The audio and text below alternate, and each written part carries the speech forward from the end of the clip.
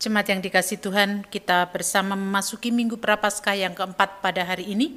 Kita akan bersama-sama untuk mengawali ibadah kita dengan satu pengakuan bahwa penolong kita adalah dalam nama Tuhan yang telah menjadikan langit dan bumi.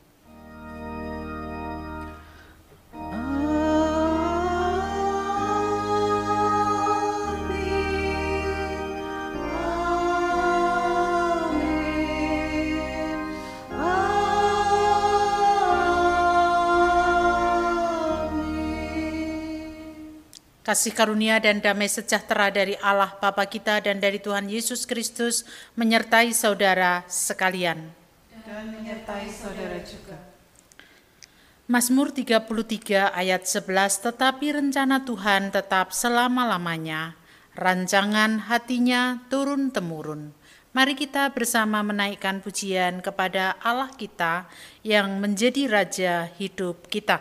Kita bersama menyanyikan Kidung Jemaat 10, bait 1 dan 2.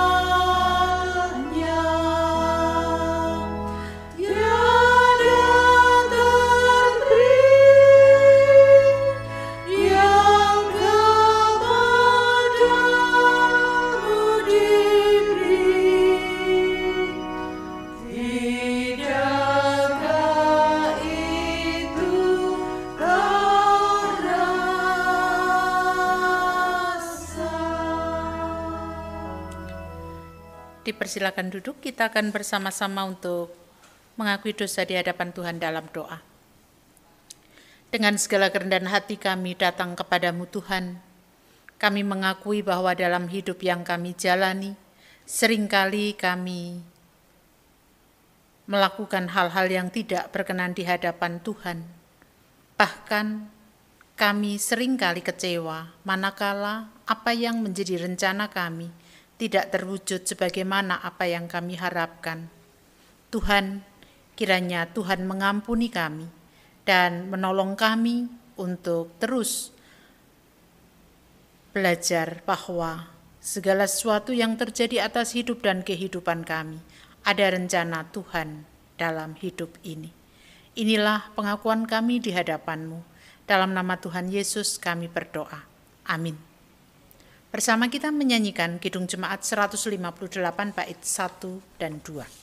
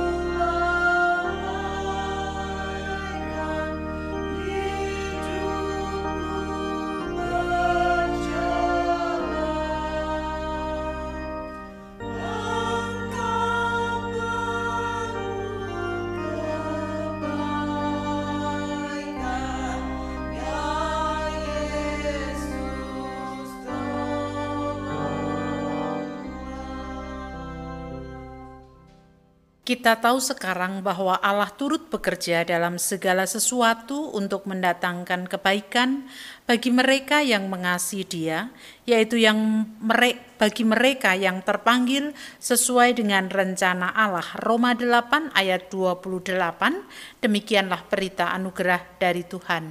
Syukur kepada Allah. Kita sambut dengan menyanyikan Kidung Jemaat 362 bait 1 dan 2.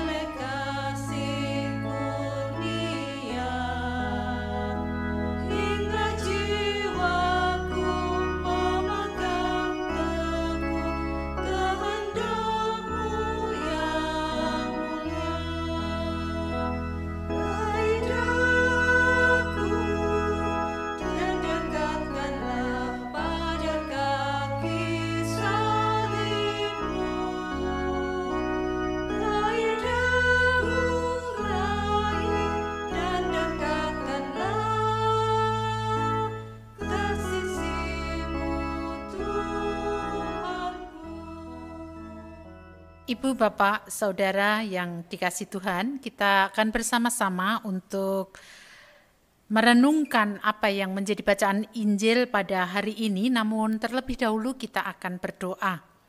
Ya Tuhan, Allah Surgawi, saat ini kami membuka mata hati kami untuk Tuhan sapa melalui bacaan Injil yang hendak kami baca, kami dengarkan dan kami renungkan. Biarlah kuasa Roh Kudus yang akan memampukan kami untuk mengerti dan memahaminya. Di dalam nama Tuhan Yesus kami berdoa. Amin. Bacaan Injil pada hari ini diambil dari Yohanes 9 ayat 1 sampai dengan ayat 41. Yohanes 9 ayat 1 sampai dengan 41. Orang yang buta sejak lahirnya. Waktu Yesus sedang lewat, ia melihat seorang yang buta sejak lahirnya. Murid-muridnya bertanya kepadanya, "Rabi, siapakah yang berbuat dosa? Orang ini sendiri atau orang tuanya, sehingga ia dilahirkan buta?" Jawab Yesus, "Bukan dia dan bukan juga orang tuanya, tetapi karena pekerjaan-pekerjaan Allah harus dinyatakan di dalam dia. Kita harus mengerjakan pekerjaan Dia yang mengutus aku. Selama masih siang akan datang malam, di mana tidak ada seorang pun yang dapat bekerja. Selama aku di dalam dunia, akulah terang dunia." Setelah ia mengatakan semuanya itu, ia meludah ke tanah dan mengaduk ludahnya itu dengan tanah, lalu mengoleskannya pada mata orang buta tadi dan berkata kepadanya, "Pergilah, basuhlah dirimu dalam kolam Siloam." Siloam artinya yang diutus. Maka pergilah orang itu, ia membasuh dirinya, lalu kembali dengan matanya sudah melek. Tetapi tetangga-tetangganya dan mereka yang dahulu mengenalnya sebagai pengemis berkata, "Bukankah dia ini yang selalu mengemis?" Ada yang berkata, "Benar, dialah ini." Ada pula yang berkata, "Bukan, tetapi ia serupa dengan dia." Orang itu sendiri berkata, "Benar, akulah itu." Kata mereka kepadanya, "Bagaimana matamu menjadi melek?" Jawabnya, "Orang yang disebut Yesus itu mengaduk tanah, mengoleskannya pada mataku dan berkata kepadaku, 'Pergilah ke Siloam dan basuhlah dirimu.' Lalu aku pergi, dan setelah aku membasuh diriku, aku dapat melihat." Lalu mereka berkata kepadanya, "Di manakah dia?" Jawabnya, "Aku tidak tahu." Lalu mereka membawa orang yang tadinya buta itu kepada orang-orang Farisi. Adapun hari waktu Yesus mengaduk tanah dan memelekkan mata orang itu adalah hari Sabat. Karena itu orang-orang Farisi pun bertanya kepadanya, "Bagaimana matanya menjadi melek?" Jawabnya, "Ia mengoleskan adukan tanah pada mataku, lalu aku membasuh diriku dan sekarang aku dapat melihat." Maka kata sebagian orang-orang Farisi itu, "Orang ini tidak datang dari Allah, sebab ia tidak memelihara hari Sabat." Sebagian pula berkata, "Bagaimanakah orang berdosa dapat membuat mukjizat yang demikian?" Maka timbullah pertentangan di antara mereka. Lalu kata mereka pula kepada orang buta itu, "Dan engkau, apakah katamu tentang dia? Karena ia telah memelekkan matamu?" Jawabnya, "Ia adalah seorang nabi." Tetapi orang-orang Yahudi itu tidak percaya bahwa tadinya ia buta dan baru dapat melihat lagi. Sampai mereka memanggil orang tuanya dan bertanya kepada mereka, "Inikah anakmu yang kamu katakan bahwa ia lahir buta? Kalau begitu bagaimanakah ia sekarang dapat melihat?" Jawab orang tua itu, "Yang kami tahu ialah bahwa dia ini anak kami dan bahwa ia lahir buta. Tetapi bagaimana ia sekarang dapat melihat, kami tidak tahu. Dan siapa yang memelekkan matanya, kami juga tidak tahu. Tanyakanlah kepadanya sendiri. Ia sudah dewasa. Ia dapat berkata-kata untuk dirinya sendiri." Orang tuanya berkata demikian karena mereka takut kepada orang-orang Yahudi. Sebab orang-orang Yahudi itu telah sepakat bahwa setiap orang yang mengaku dia sebagai Mesias akan dikucilkan. Itulah sebabnya maka orang tuanya berkata, "Ia telah dewasa, tanyakanlah kepadanya sendiri." Lalu mereka memanggil sekali lagi orang yang tadinya buta itu dan berkata kepadanya, "Katakanlah kebenaran di hadapan Allah. Kami tahu bahwa orang itu orang berdosa." Jawabnya, "Apakah orang itu orang berdosa? Aku tidak tahu. Tetapi satu hal aku tahu, yaitu bahwa aku tadinya buta dan sekarang dapat melihat." Kata mereka kepadanya, "Apakah yang diperbuatnya padamu?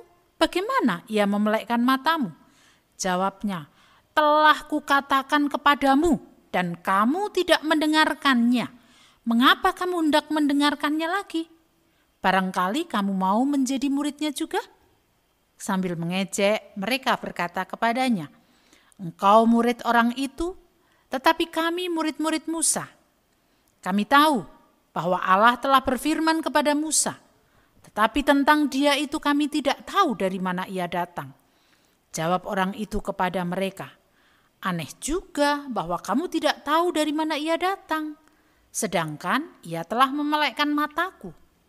Kita tahu bahwa Allah tidak mendengarkan orang-orang berdosa, melainkan orang-orang yang saleh dan yang mau melakukan kehendak-Nya. Dari dahulu sampai sekarang tidak pernah terdengar bahwa ada orang yang memelekkan mata orang yang lahir buta. Jikalau orang itu tidak datang dari Allah, ia tidak dapat berbuat apa-apa." Jawab mereka, engkau ini lahir sama sekali dalam dosa, dan engkau hendak mengajar kami." Lalu mereka mengusir dia keluar. Yesus mendengar bahwa ia telah diusir keluar oleh mereka. Kemudian ia bertemu dengan dia dan berkata, "Percayakah engkau kepada Anak Manusia?" Jawabnya, "Siapakah dia, Tuhan? Sebab aku percaya kepadanya." Kata Yesus kepadanya, "Engkau bukan saja melihat dia, tetapi dia yang sedang berkata-kata dengan engkau, dialah itu." Katanya, "Aku percaya, Tuhan." Lalu ia sujud menyembahnya. Kata Yesus, "Aku datang ke dalam dunia untuk menghakimi, supaya barang siapa yang tidak melihat dapat melihat, dan supaya barang siapa yang dapat melihat menjadi buta." Kata-kata itu didengar oleh beberapa orang Farisi yang berada di situ, dan mereka berkata kepadanya, "Apakah itu berarti bahwa kami juga buta?" Jawab Yesus kepada mereka, "Sekiranya kamu buta, kamu tidak berdosa. Tetapi karena kamu berkata, 'Kami melihat,' maka tetaplah dosamu." Demikian tadi bacaan Injil kita. Berbahagialah kita yang mendengarkan, merenungkan, bahkan melaksanakan dalam kehidupan sehari-hari. Hosiana.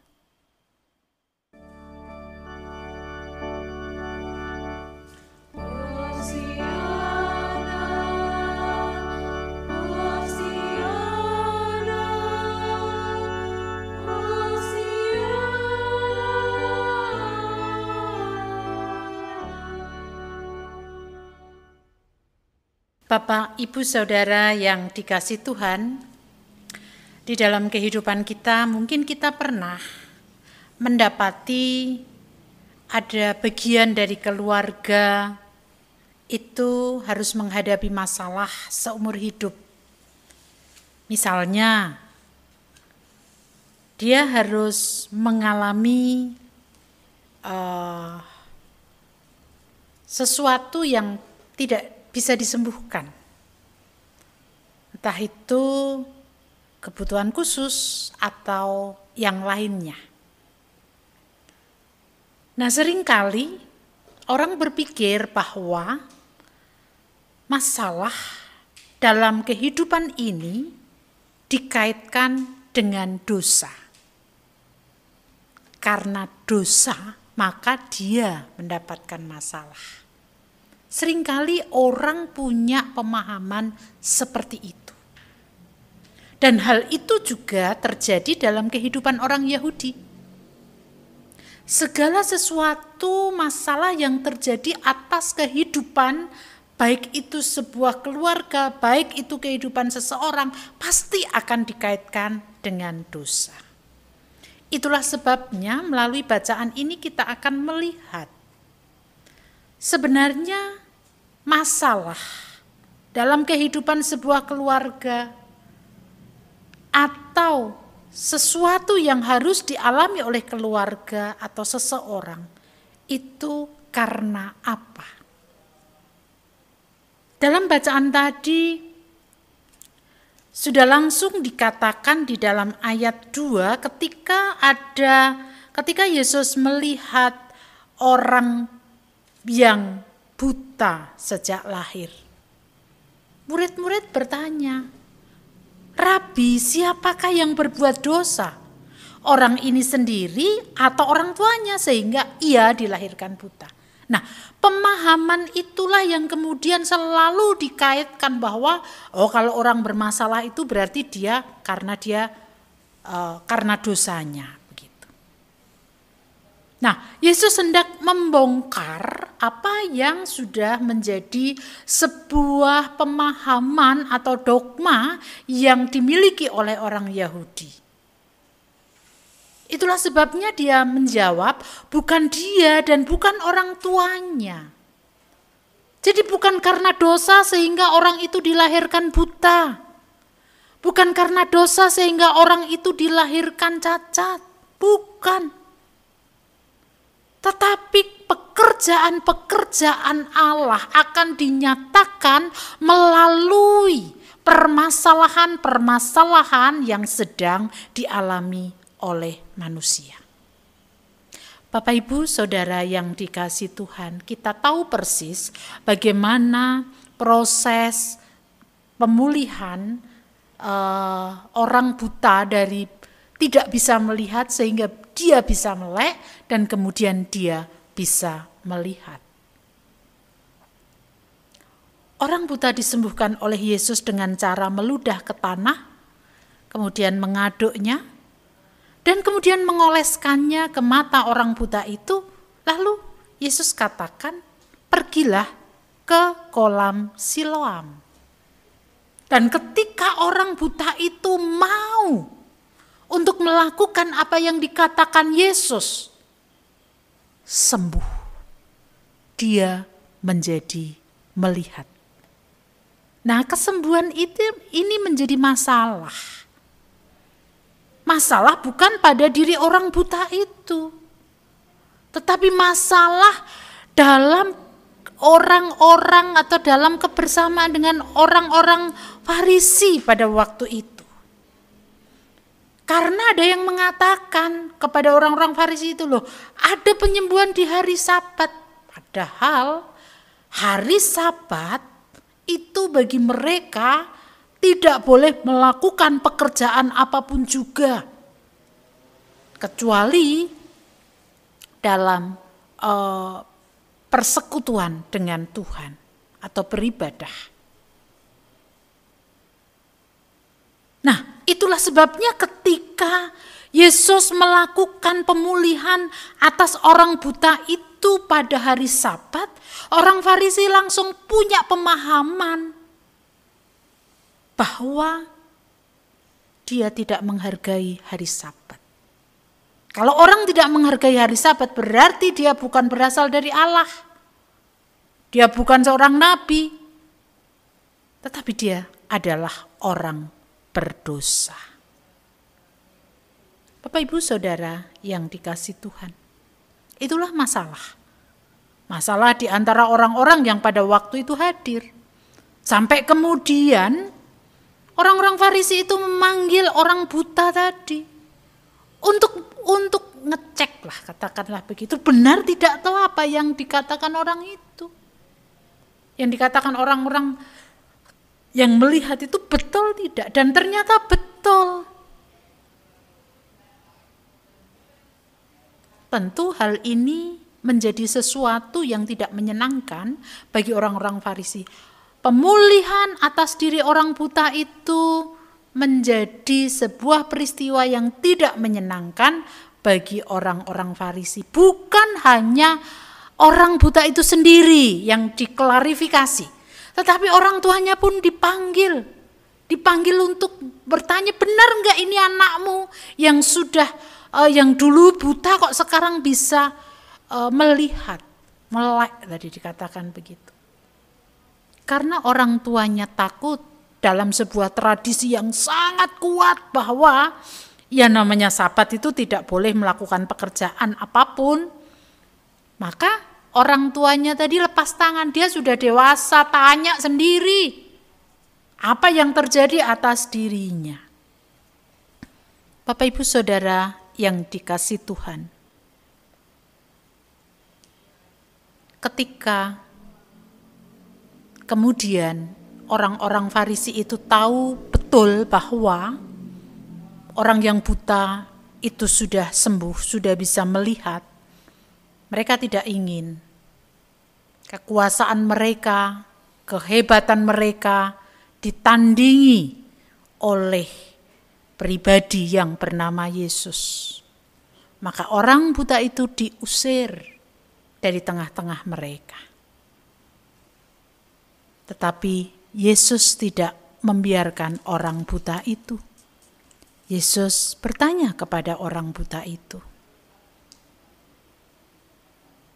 Dan dalam dialog yang dikatakan oleh orang buta tadi, orang buta percaya kepada Yesus. Lalu kemudian dia menyembah Yesus. Artinya dia percaya bahwa memang dialah sosok Mesias. Dialah sosok yang menjadi penyelamat, memulihkan dirinya yang buta menjadi kembali melihat. Ini adalah mukjizat yang luar biasa.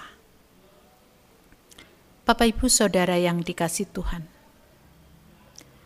masalah yang dialami oleh orang buta, dan ketika orang buta itu datang kepada Yesus, ketika orang buta itu percaya dan menyembah kepada Yesus,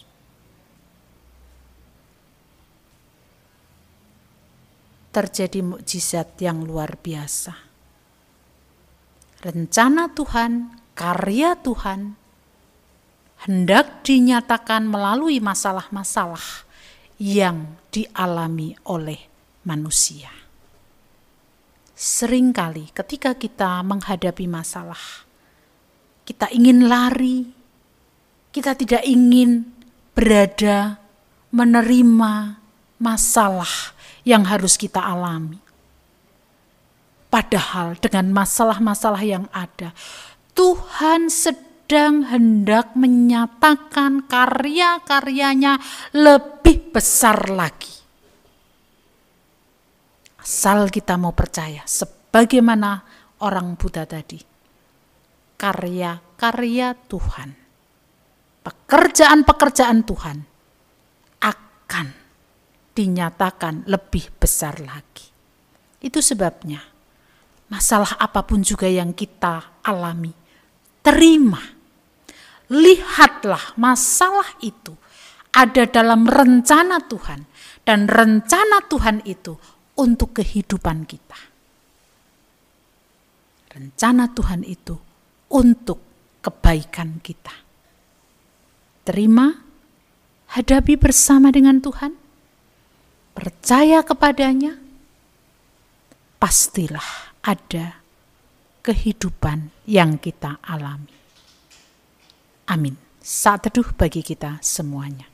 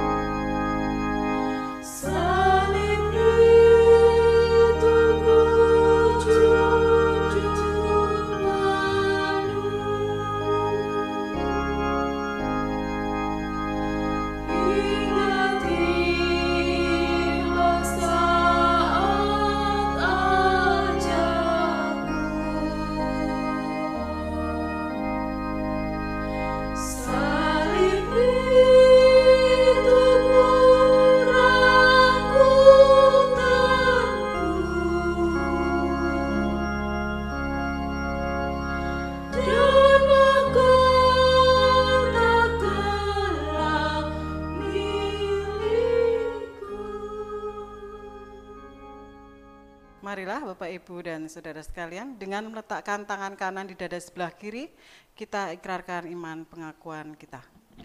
Aku percaya kepada Allah, Bapa yang Maha Kuasa, Khalik langit dan bumi, dan kepada Yesus Kristus, Anak-Nya yang tunggal Tuhan kita, yang dikandung daripada Roh Kudus, lahir dari anak darah Maria, yang menderita di bawah pemerintahan Pontius Pilatus, disalibkan, mati, dan dikuburkan, turun ke dalam kerajaan maut.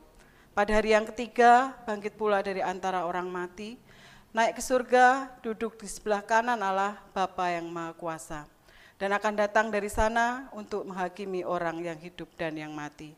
Aku percaya kepada Roh Kudus, gereja yang kudus dan persekutuan orang kudus, pengampunan dosa, kebangkitan daging, dan hidup yang kekal. Mari kita bersama-sama untuk menyatukan hati datang kepada Tuhan di dalam doa syafaat. Allah Bapa Surgawi, Allah yang kami kenal dalam Yesus Kristus.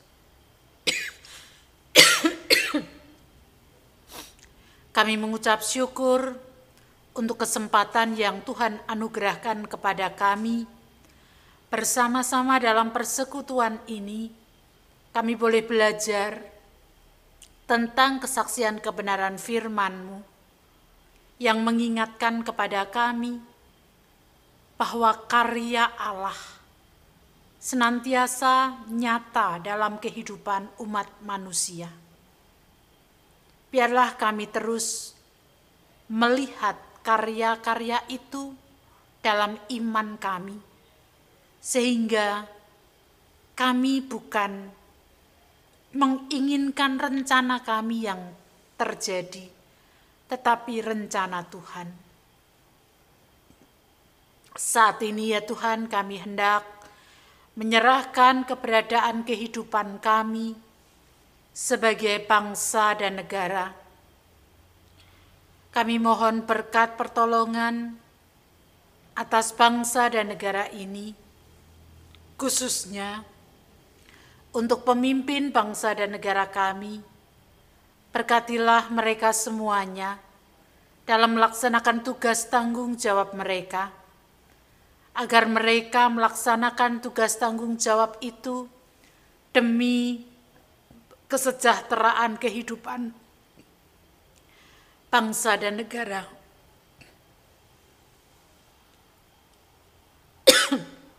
Demikian juga atas gereja-gereja yang Tuhan panggil untuk terus mewartakan kebaikan melalui tugas panggilan gereja dalam persekutuan, dalam kesaksian dan juga pelayanan. Biarlah kami terus mengikuti apa yang Tuhan kehendaki, supaya melalui apa yang kami kerjakan sebagai gereja, kami benar-benar dapat memenuhi panggilan Tuhan. Demikian juga untuk jemaat Philadelphia, kami mohon berkat atas keberadaan jemaat-Mu ini.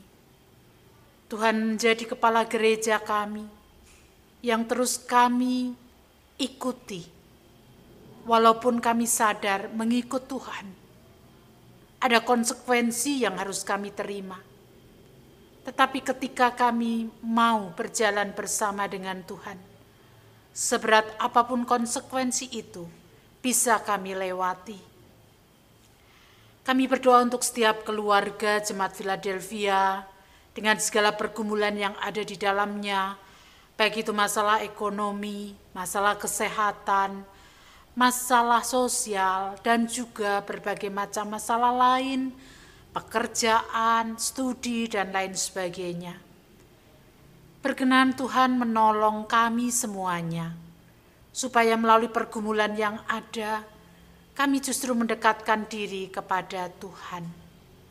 Secara khusus bagi saudara-saudara kami yang membutuhkan pertolongan atas sakit penyakit yang dialaminya, Bapak Suratijo, Bapak Nugroho Tri Asmantio, Ibu Nugroho Yulianto, Saudari Wiwi, Saudara Tias Prasetyo, kami mohon berkat-Mu atas mereka semuanya dalam pengharapannya untuk mendapatkan pemulihan kesehatan. Kiranya Tuhan yang terus bekerja, berkarya dalam proses pemulihan. Keluarga yang mendampingi, kiranya Tuhan berikan kesabaran dan kekuatan, sehingga dapat mendampingi dengan penuh sukacita.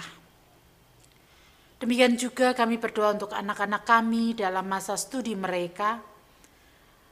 Kasih dan kemurahan Tuhan terus limpahkan kepada mereka supaya mereka dapat mengikuti apa yang menjadi tugas tanggung jawab mereka. Dan kami juga menyerahkan pergumulan kami yang tidak bisa kami sebutkan satu persatu. Kiranya Tuhan terus berkarya atas kami semuanya. Inilah doa kami ya Tuhan, yang kami naikkan di dalam nama Tuhan Yesus Kristus, yang telah mengajarkan kepada kami doa Bapa kami.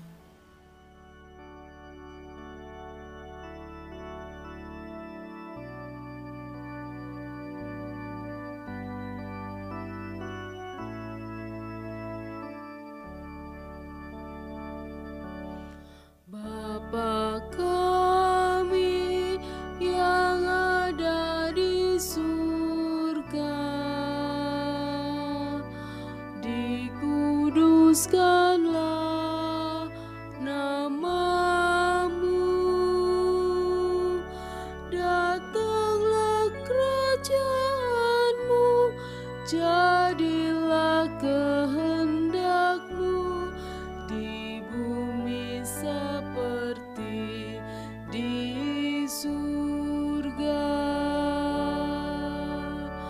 Beri kami hari ini makanan yang secukupnya.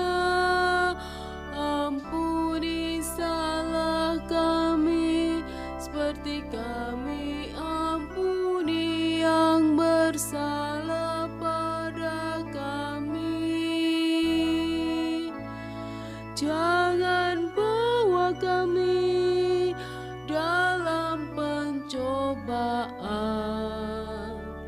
melainkan lepaskan kami dari yang jahat, sebab Kaulah yang punya kerajaan dan kuasa dan kemuliaan sampai selama-lamanya. Amin. Amin.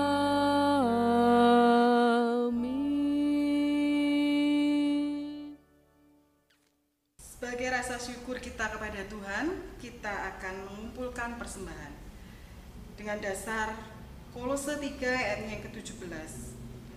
Dan segala sesuatu yang kamu lakukan dengan perkataan atau perbuatan, lakukanlah semuanya itu di dalam nama Tuhan Yesus, sambil mengucap syukur oleh Dia kepada Allah Bapa kita. Kita menyanyikan Kidung Jemaat 367 bait yang pertama dan kedua, Padamu Tuhan dan Allahku. Bersama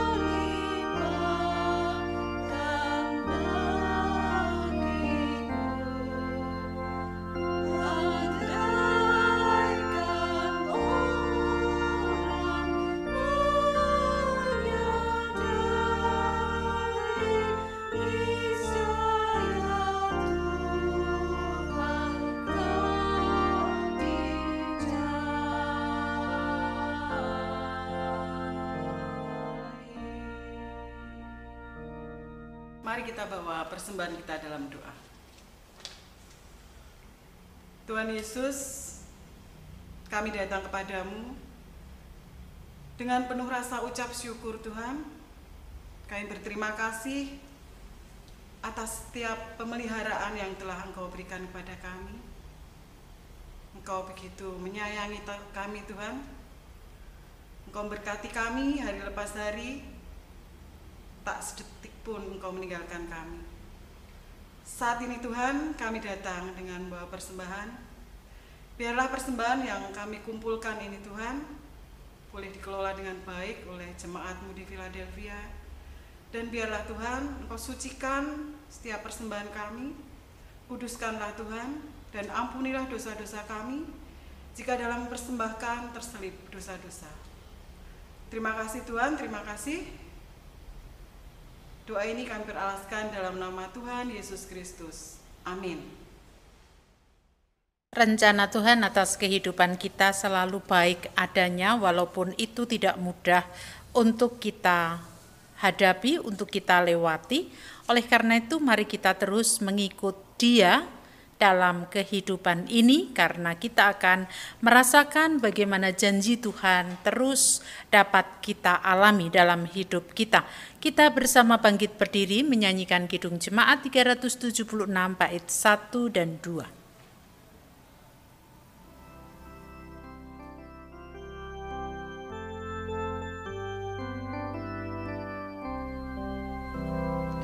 Ikuti Kau saja Tuhan, jalan damai bagiku.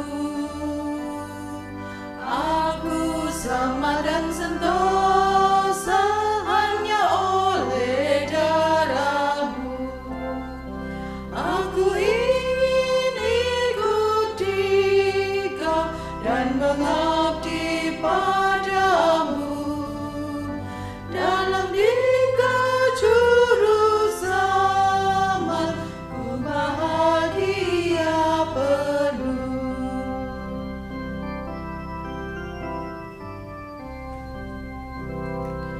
Ikuti Kau di sengsara, karena janji-Mu teguh.